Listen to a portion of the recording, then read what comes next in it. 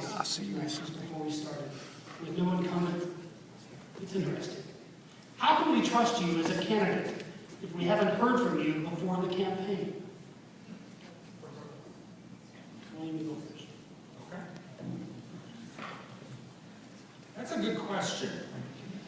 And I say that because all of you sat, many of you will say, because I don't know all of you have for a fact, but many of you have sat in this auditorium before and have heard candidates sit at this very table, offer ideas, goals to keep your taxes low, we're going to pave the roads, communication will get better, low-density housing. I mean, it's almost, I don't want to say a diatribe, but it's been a constant theme that's come through here.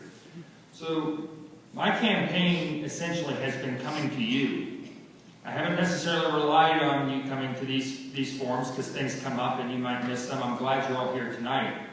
But as a taxpayer of this community, as one who supports the businesses in this community, I have many of the same concerns that you all have, which is why I'm trying to come to each and every one of your doors in District 2, introduce myself, and give you as much time as you need to ask questions, and to let me know what your concerns are, because truly, the most important opinion in Dunwoody is that of the citizens.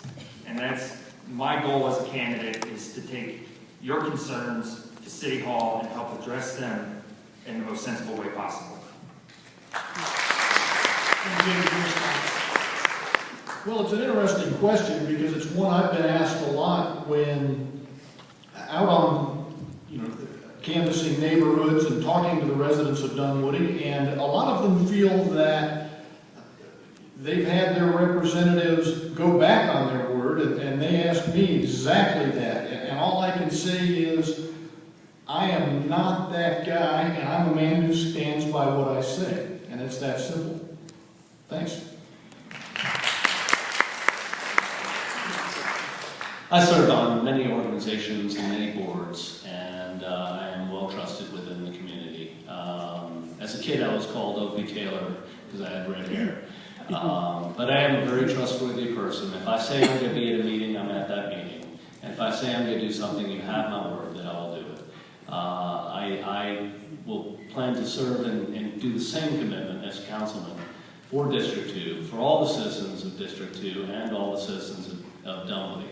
Thank you.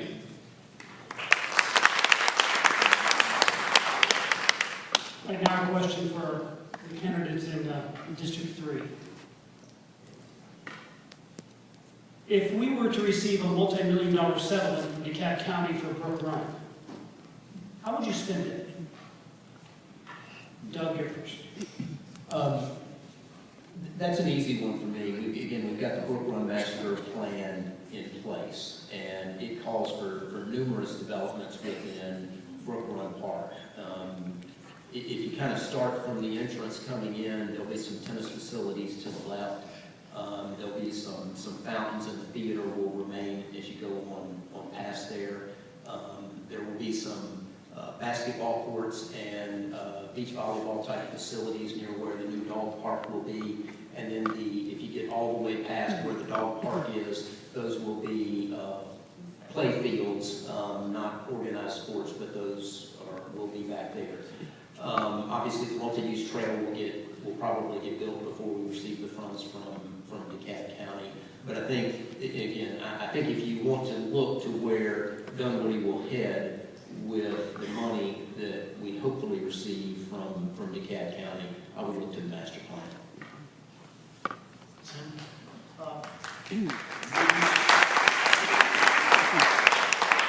That's a great question, and it's very pertinent to District 3 because I've talked to a lot of people about that.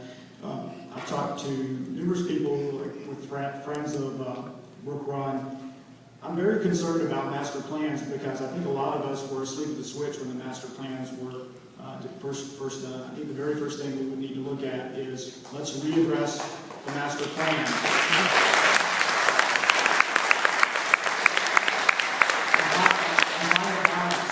Find a balance for everybody. And the city talked about at the beginning of the year having a citizen board to manage the parks, and it was resoundingly defeated. And we've been doing what they wanted to do for the last 9 or 10 months, and it's not working, because I go to Brook Run, and they planted bushes that died. They did a multi-use trail, and there's trash next to it. We know we can't maintain what we have now. We need to look, I think that there's a lot of citizens that are passionate about that park and other parks in Dunwoody, and I think they need to be involved a lot more.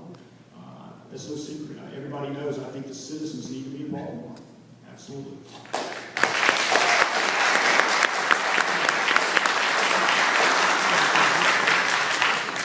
All right, and a question for District 1 candidates, and Denny, you'll be first to answer this one. Today, Dunwoody City services are provided by 7 different vendors. If you were on council, or as you're on council, what would you change, if anything, in the contracting managing model? Well, first of all, I think, 7 is a lot, and but it's been manageable. It still is a tremendous cost savings. But what I would change, if anything, is to watch each particular aspect of each contract and to make sure that we're getting the personnel and the services out of that contract. We've got some very good vendors, but we've lost a couple of good people here lately, and that bothers me. The other thing is, I think a couple of the contracts are probably a little bit on the high side. In other words, I think they're bloated a bit. We don't need as many services out of that. Marketing is one of them. So I think some of the things that we have to look at is, number one, we have to look at the contract itself. The best way you do that is when you're interviewing somebody with a contract, you look across the table, and you look into their eyes, and you can see what the heck's going in their mind. Not many people can fool you when you look into their eyes. The first group of contractors we had were fabulous. They came back, they sat there, and they said, we want to change this. They changed it for us. They complied with what our wishes were. I think right now, I think a lot of the things that we have going on need to be taken a hard look at on the budget, and I think they need to be thinned down a little bit, or lowered on the things that we need, and also the cost. Thank you. Time is up.